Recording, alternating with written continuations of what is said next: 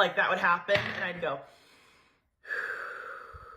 and I'd be fine. Like that's where we are. It has been remarkable because I have always been told that my neuropathic POTS would be the easiest part of my recovery, that my hyperadrenergic POTS would be the struggle, and that I would likely always have like residuals of that. The neuropathic parts for me is kind of like whatever, I can breathe through a high heart rate, but the adrenaline is the unlivable part for me. So back to the walks. The first day I wake up from my post-walk nap, I'm realizing there's a really deep calm in me that I usually don't have. Sat there and I listened to my body and I engaged with my body and I kind of asked myself, like, could you do it again?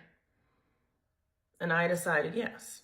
And I am someone that if my body's not doing well, I'm just gonna do what my body needs. So I was like, even if I go on a walk, I'll take it a block at a time. And if I'm not doing well, I can just turn around and go back. I'm not someone who will run myself into the ground to say I tried. That's just not where I am in my life. That's how I was raised. I don't do that anymore. It benefits me in no capacity. It's gotta like let that go, okay? I go on the walk, I come back, I shower, I sleep for 3 hours, I wake up, my husband comes home, and then I went to sleep unmedicated for the first time in I don't know how long. And then I woke up the next day and I thought, this is the calmest, most chill I've ever been.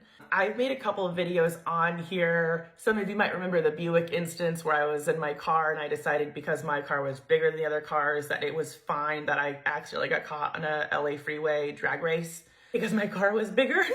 And that in that moment, which should have been alarmingly dangerous, because of my adrenaline disorder, I felt very calm because the situation I was in was matching the amount of adrenaline I already had. And so I kind of had already figured those things out of it. If I can do something that warrants the amount of adrenaline I have, it cancels out and feels good. Through these walks, I'm canceling out the adrenaline, and it was really hard. I haven't felt that calm in 6 years, and I was just like, how do I keep doing this? And so the next day I woke up and I thought, I checked in with my body and I repeated the same process of doing 2 walks a day. It was so calm and so chill within my body. And it was just all I could think of. It's like,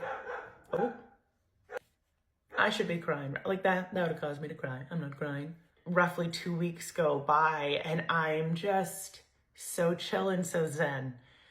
And I'm hitting my goals and I'm having a good time in this reclaiming of what my body's capable of doing. And then I get the shingles. Shingles is usually attributed to like some major stressors, or you can get it for a variety of reasons. I told my husband, I was like, I think I kind of broke my system back, because how interesting that I'm adding all this stuff onto my body, but my body